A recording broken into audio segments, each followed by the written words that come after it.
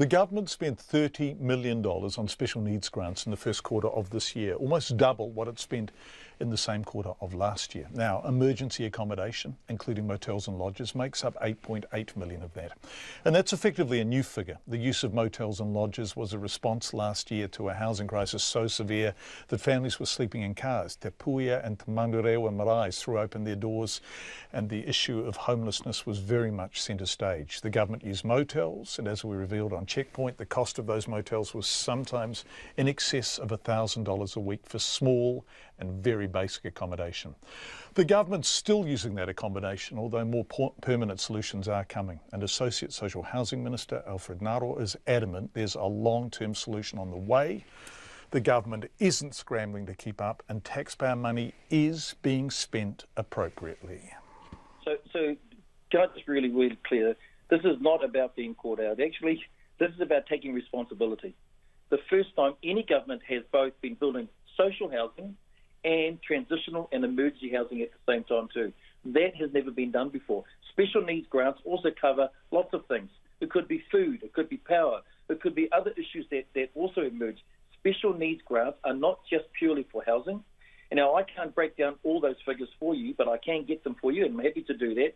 But look, the issues with special needs grants, if a family comes to us, and let's take the case, and as I sat down with the workers at the WINS office over in Papatoetoe and Hunters, they then talked about when the family comes through. It may be immediately, it may be a housing need. Then they may say that there's issues around food, so they may need to get a grant to provide them with food. It could be the fact that they don't have enough to cover the power. Those are all included in a special needs grant. Now, when you think about the $8 million in their quarter, it's not just housing. There are a variety of different needs. If you want to get the breakdown, we can do that and get that for you. But right now, we think that investment, it definitely is making a difference. Like I said, both social and transitional housing is what we've been doing. No other government has done that before. But you are making a virtue of necessity, Minister. You have been caught out, and because you have been caught out, this is a scramble, and it is an expensive scramble. Well, John, I'd be very interesting to say that you're saying that we're scrambling. When we're working hard, we've got dedicated staff that are meeting the needs. We've got people that are now going into places that, number one, they've got a secure roof over their head. Number two, it's warm and dry. Number three, there's now food and power that's able to be met. And the other thing, John, that you also need to be reminded, we want to remind ourselves of, when I'm talking to the frontline staff, we know that at times we're dealing with some difficult situations for those families in their lives. They aren't always by choice, they are sometimes by circumstance. Absolutely. How many people that you have in emergency accommodation at present are in motels or lodges, the sorts of places where you might normally stay for a night or a week or maybe 2 weeks? So we've got 350 grants that are every week that are being made in regard to special needs grants. 300, so is that 350 unique and separate grants? So sorry, that's just in Auckland alone. That figure is Auckland alone. And what's the total cost of those? Well, I don't have the figure of the total cost of that. Like I said, we can find that out, but that's the number. So you're able to tell me there's 350. So these are people staying in motels, lodges, the sorts of places where you might stay for a night or 2 or 3 nights. That's right, they're transitional houses. Okay, and that is highly expensive accommodation, isn't it? Over $1,000 a week in some cases. John, look, yeah, we've said this before. When the fact is that you've got to meet the needs of those, and you've got to make sure they're safe, they're warm and dry. Once they're stable, then you can begin to address the other issues.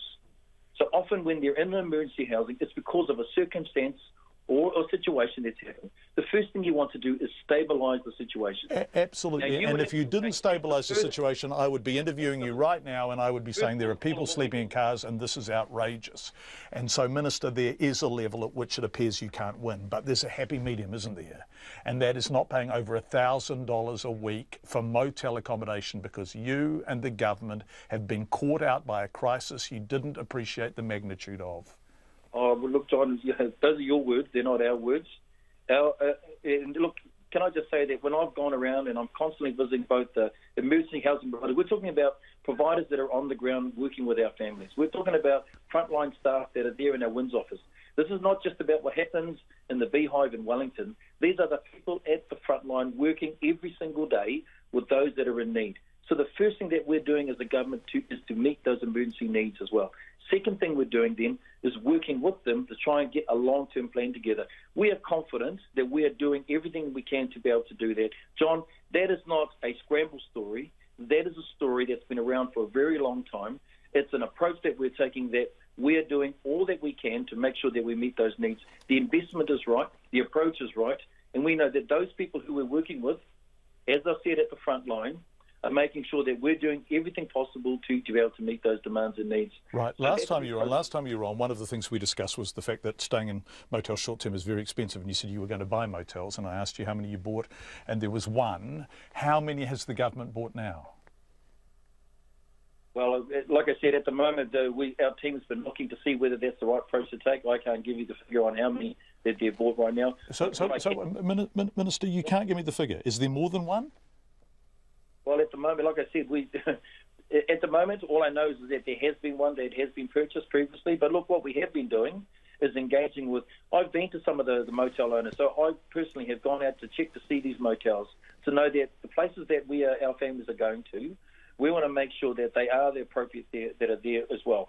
The other thing that I want to also to continue to throw that figure out that you may have forgotten. 650 houses of transitional housing we've already provided. That's for 2,560 families. We've got a build to June nationwide of 1,700. So it's not just about the motels. If anything, they are a short-term solution to a long-term plan, which is to provide transitional and social housing that's available there too as well. Alfred Nara, the Associate Minister for Social Housing. We did that interview at about 4 o'clock, and since then the Minister or his office have confirmed that whilst no more motels have been purchased, the Ministry recently bought a former rest home and a 60-unit property. We're going to find out more about those purchases, where they are, what they paid for them, and so on, and we will report back to you.